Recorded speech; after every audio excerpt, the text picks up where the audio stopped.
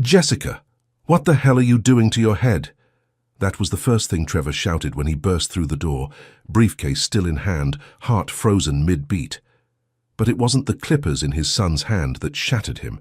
It was the way Eli was laughing, louder than he had in months, while Jessica knelt there, smiling, letting him shave away the last pieces of her dignity.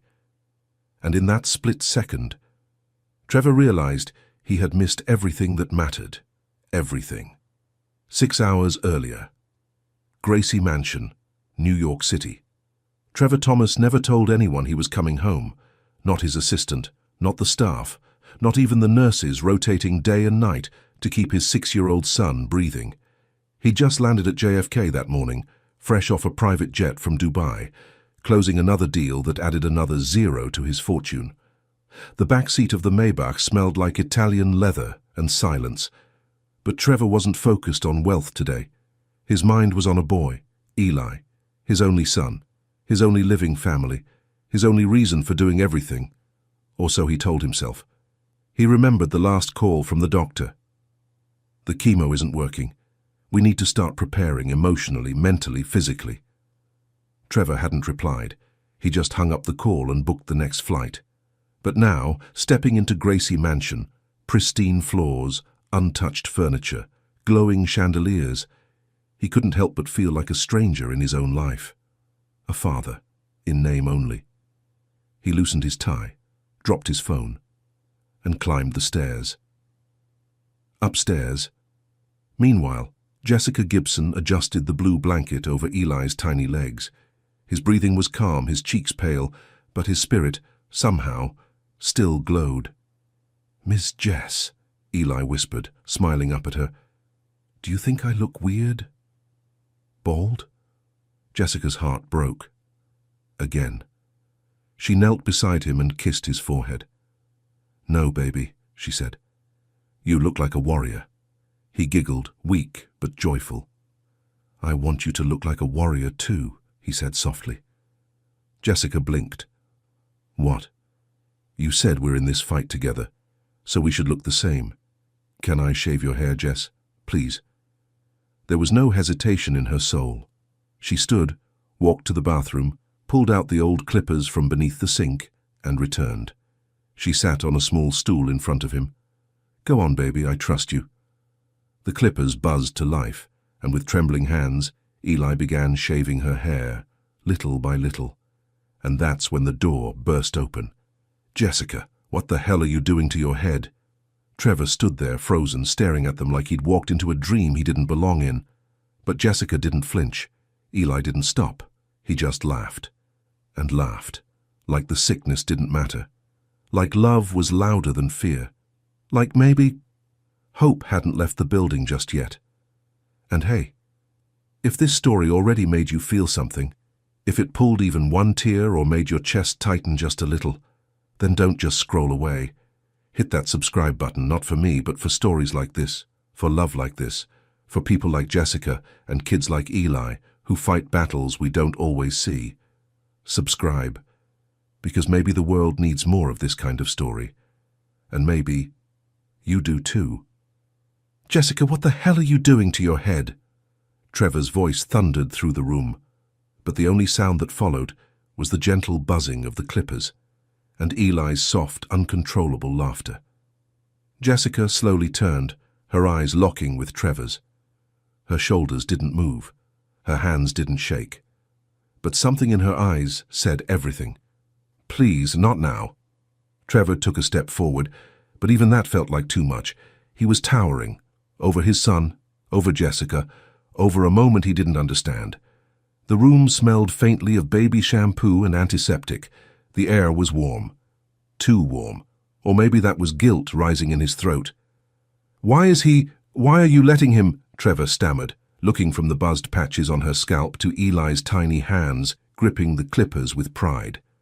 Jessica finally spoke, soft, steady. "He wanted to fight alone a little less today." Trevor blinked. "So you let him shave your damn head?"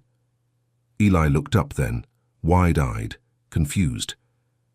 "Daddy, don't be mad at her," I asked. "I wanted her to be brave with me." Trevor's heart twisted. He tried to respond, but his voice cracked, stuck somewhere between anger, shame, and something else. Jessica stood slowly, brushing the loose strands from her lap. "I'm not just here to clean your floors, Mr. Thomas," she said. Her voice didn't rise. It didn't need to. "That boy hasn't laughed in 3 weeks, not since the last round of chemo. You want to be angry? Fine, but don't be angry that he smiled today." Trevor swallowed hard. His jaw clenched. And for once, he didn't know what to say. The silence sat between them like a judge in court. But Eli filled it, the way only a child can. "Daddy," he whispered, "do you think I look like an alien?" Trevor looked down. His son, bald, thin, wrapped in a red superhero blanket, smiling. And in that moment, he didn't look like an alien. He looked like the bravest human being Trevor had ever seen. Trevor dropped to one knee beside the bed, eye level now. "No, bud," he whispered. "You look like a hero." Eli giggled and offered him the clippers. "Want to go next?" Trevor froze. Jessica chuckled, a tired, aching kind of laugh. "Let's not get ahead of ourselves," she said, rubbing her scalp gently. Trevor smiled faintly, the first honest one in weeks, but underneath it, something else stirred. Guilt. Because in this room, in this house, Jessica had become the parent he was supposed to be, and the worst part? She never asked for anything in return. The room had fallen quiet again, but not in the peaceful kind of way. Trevor sat beside Eli's bed, staring at the floor. His $1,000 shoes were dusted with stray hair, his hands still tense, his breath shallow.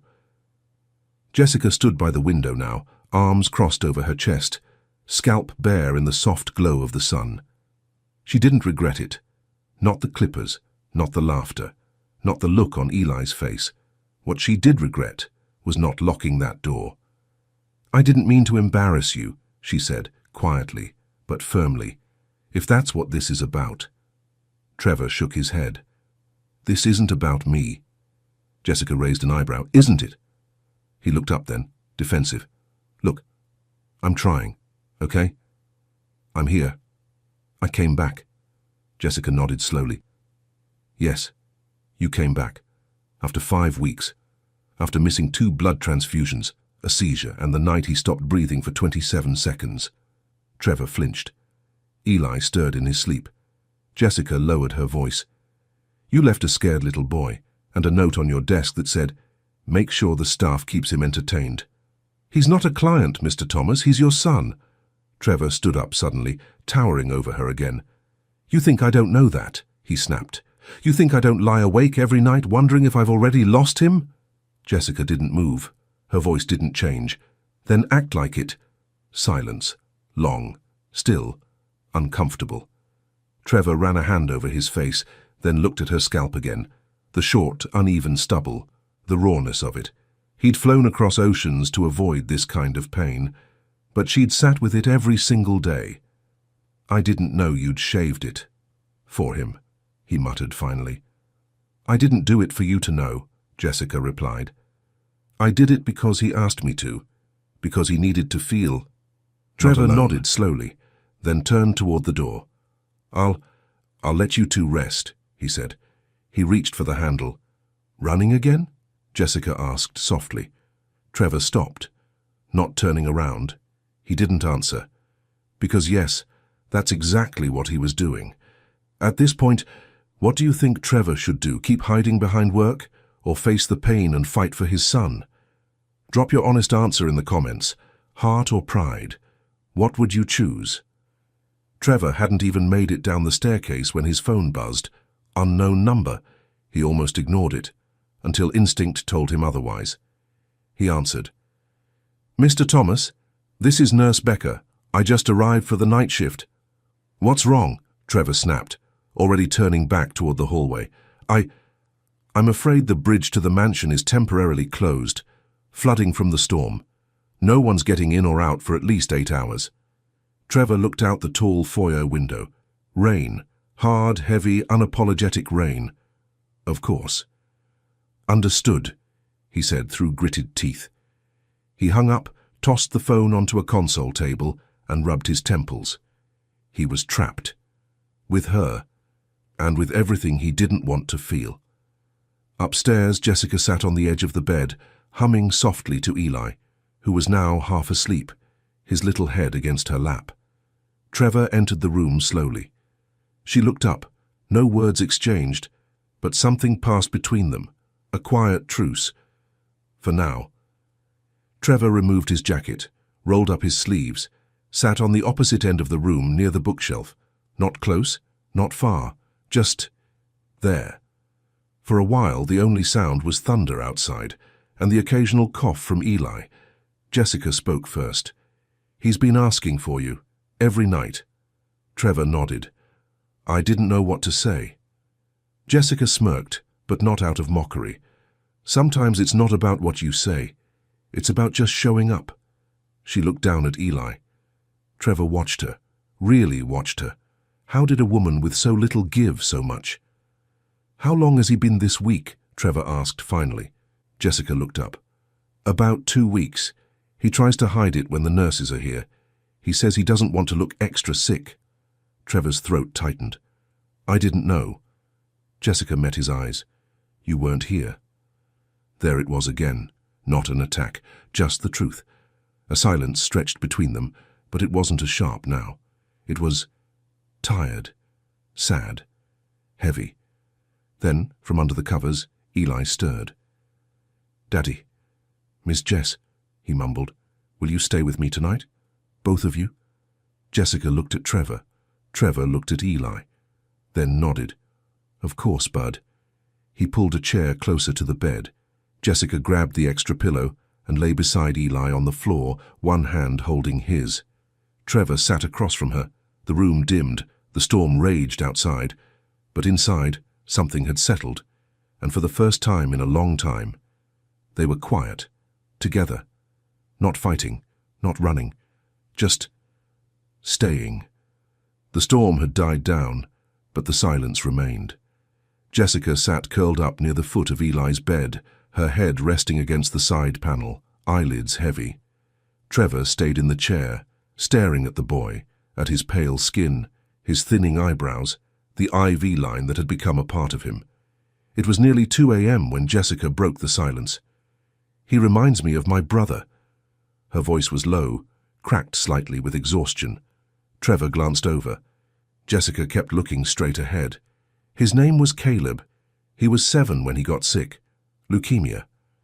Trevor didn't speak, just listened. "We didn't have insurance. My mom worked 2 jobs. I was 15. I used to sneak out of school to help him with his medicine. I held him through most of his pain, and when he died," she paused, swallowed. "I told myself if I ever had the chance to be there for someone else like that, I wouldn't leave. Not even for a minute." Trevor looked down. Jessica finally turned to face him. "So when your son started losing his hair and couldn't sleep at night, I didn't clock out. I didn't take breaks. I didn't care about job titles." She pointed to her bare head softly. "Because dignity isn't in what you wear or what you own. It's in what you're willing to give, even when nobody sees it." The words hit Trevor like bricks, because he'd never asked her why she stayed, why she fought so hard for his son, why she never quit, never complained. And now, he knew. "Why didn't you ever tell me this?" Trevor asked. Jessica let out a tired, soft laugh. "Because you never asked." Silence. Again. But this one was different. This one wasn't cold, it was respectful, heavy, mutual. Eli stirred in his sleep again and whispered through a dream, "Ms. Jess." Jessica moved closer, gently brushing his cheek. Trevor watched her, not just as a father, but now as a man seeing a woman he had completely overlooked. She had built the emotional foundation his house never had. She had held his son through nights of terror, and he, with all his wealth, had never said 2 words that mattered. "Thank you." "I'm sorry," he said finally, voice low. Jessica looked at him. He repeated it. "I'm really sorry." She nodded, not out of forgiveness but acknowledgement. They weren't friends, not yet, but the wall between them, it had cracked. The storm had passed by morning.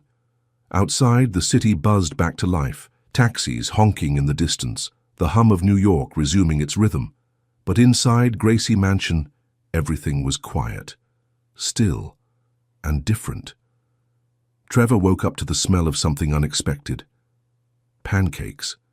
He blinked against the morning light, straightened his back in the chair, and turned toward the source. Jessica was in the small side kitchen down the hall, wearing one of the mansion's oversized hoodies, flipping pancakes with the ease of someone who had done this 1,000 times, but never for herself. Trevor walked over, still half dreaming. "You cook?" he asked, voice hoarse. Jessica smirked. "You think this face came from dry cereal and vending machines?" Trevor chuckled. It was the first real laugh they had shared. "Eli likes them with chocolate chips," she added, handing him a plate. He looked down. The pancakes were shaped, kind of, like superheroes. A small cape made of syrup spilled off one side. Trevor smiled. "He really means that much to you, huh?" Jessica paused, looked at him. "He saved me more than I saved him." Trevor leaned against the counter, nodding slowly. The kitchen, usually cold and untouched, felt alive for once. "I used to come in here," he said, "but only to tell the chef what to fix for guests. Never touched a pan myself." Jessica raised an eyebrow. "Well, first time for everything." He hesitated. "You want to show me how to flip one?" Jessica's expression softened. "You sure you can handle that level of responsibility? Teach me like I'm 5. She handed him the spatula, and for the next 15 minutes, Trevor Thomas, billionaire investor, king of boardrooms, burned 5 pancakes in a row, laughed until he coughed, and made Eli giggle so hard from the bedroom that he started wheezing. Jessica rushed in, checked Eli's oxygen, adjusted his pillows. "You okay, champ?" she whispered. "I'm fine," Eli giggled. "Daddy's cooking is the real emergency." Jessica and Trevor both laughed, together this time. Something had shifted. The tension wasn't gone, but it had softened into something warmer. Human.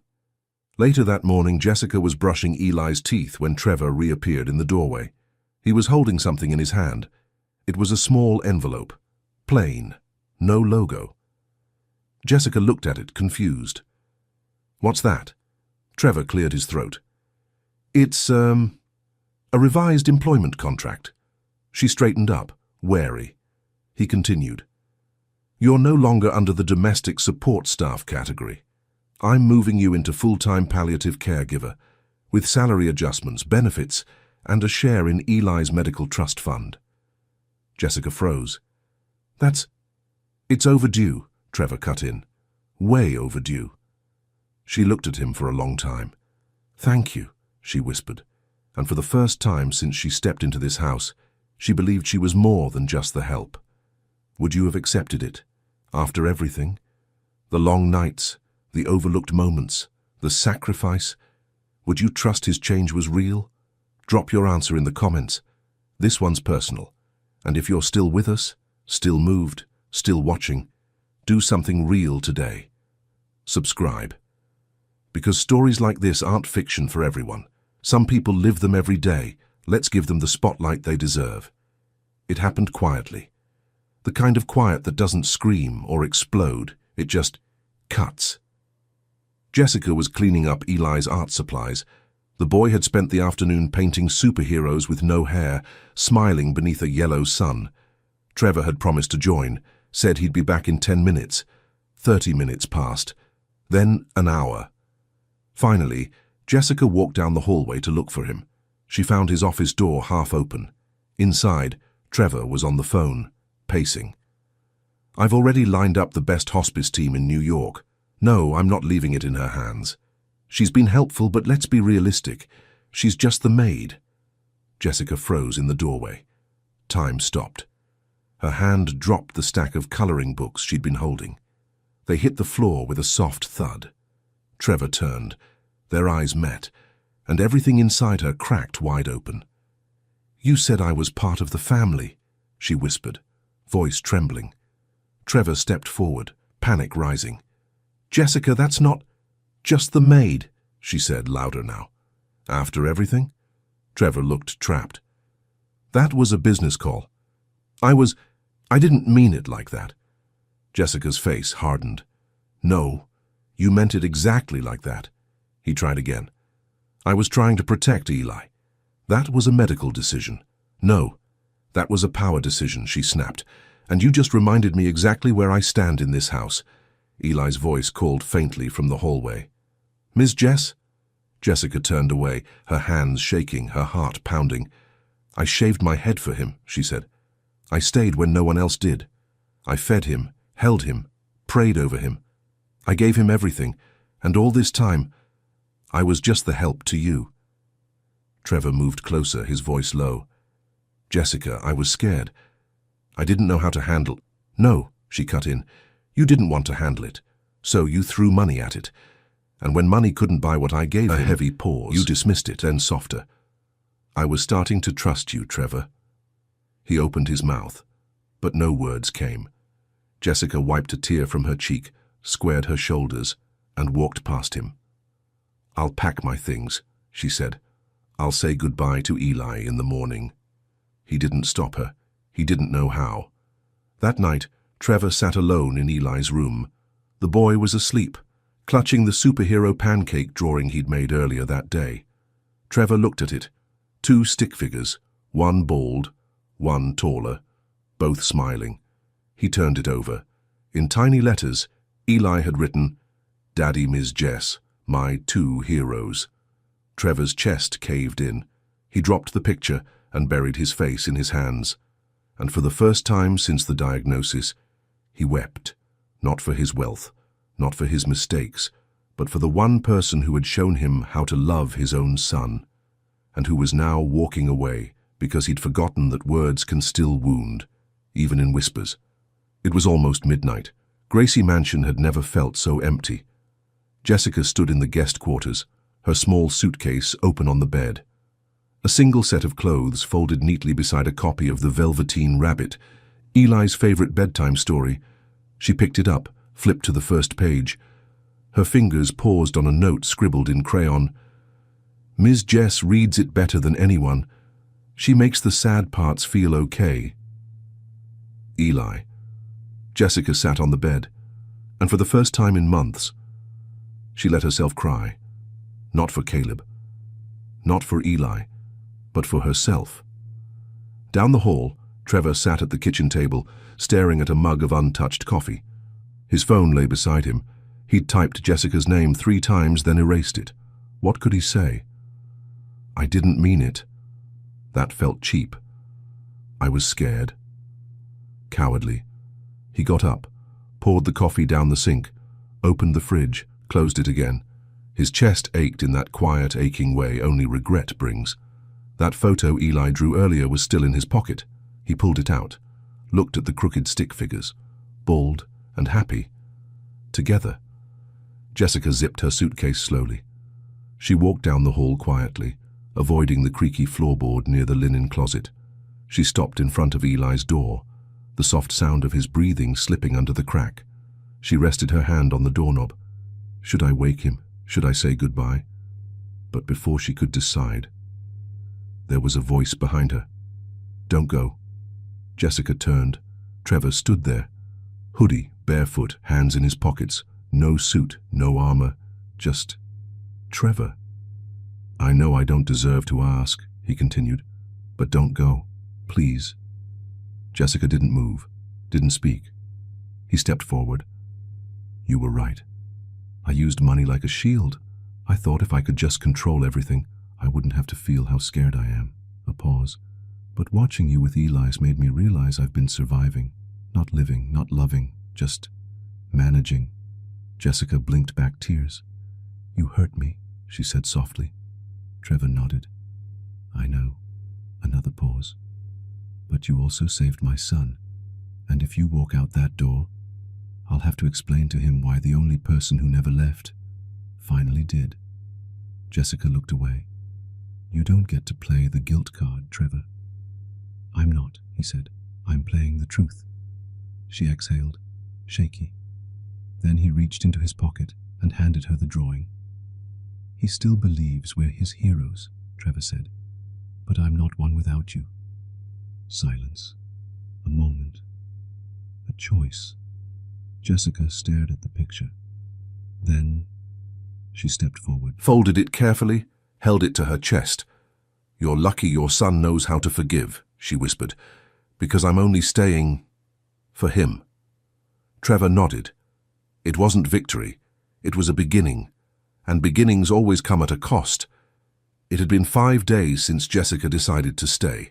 5 quiet days filled with laughter, awkward breakfasts, and moments where Trevor and Jessica still danced around their hurt, but always found their way back to Eli.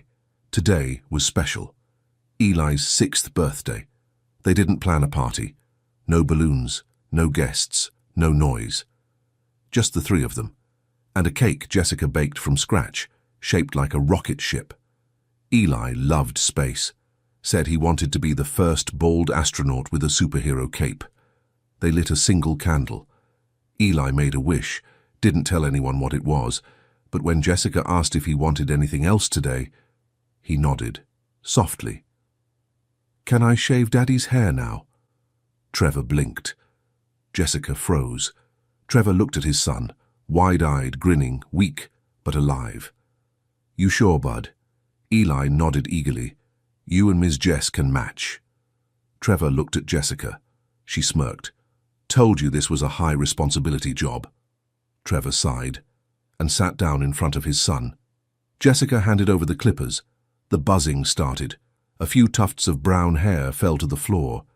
Eli laughed, the same way he had that day Trevor first walked in and shouted, "Jessica, what the hell are you doing to your head?" But this time Trevor didn't freeze. He smiled, because now he understood. This wasn't about hair. It was about showing up. It was about joining the fight, even if you were late. That night Jessica read The Velveteen Rabbit aloud. Trevor sat beside Eli, his freshly shaved head hidden under a Yankees cap. Eli wore his too, backwards, giggling. Jessica's voice was soft. "You become. It takes a long time. That's why it doesn't often happen to people who break easily." She paused. "Or who have sharp edges." She looked up at Trevor. He was already looking at her. "Or who have to be carefully kept." She turned the page. Trevor reached for Jessica's hand, hesitated, but she didn't pull away. She laced her fingers between his, and suddenly, it all made sense. This house, this pain, this love. It wasn't perfect. It wasn't polished. It was earned. Weeks passed. The doctors gave Eli new treatments. There was no miracle, not yet. But there was hope. He smiled more, ate more, slept better. Jessica stayed, not as the maid, but as family. Trevor changed too. He held his meetings in the guest den now, never too far from Eli. He learned how to make pancakes properly. He started asking questions, real ones. And when he looked at Jessica, it wasn't through guilt anymore. It was through gratitude, through something new, something real. One morning, as Trevor adjusted Eli's IV line, the boy looked up and whispered, "You're getting good at this, Daddy." Trevor smiled. Jessica walked in with fresh fruit and a crooked little superhero mask. And in that moment, it didn't matter that their family looked nothing like a magazine. It mattered that it was theirs. Do you believe true love can survive, even after being tested this hard? Drop your thought in the comments if you believe love isn't just found, it's grown. And if this story touched you, if it made you cry, smile, or remember someone you've lost or loved, don't just feel it and scroll. Subscribe. For Eli, for Jessica, for every quiet hero who never asks to be seen, but deserves to be. Let's grow this community, one story at a time.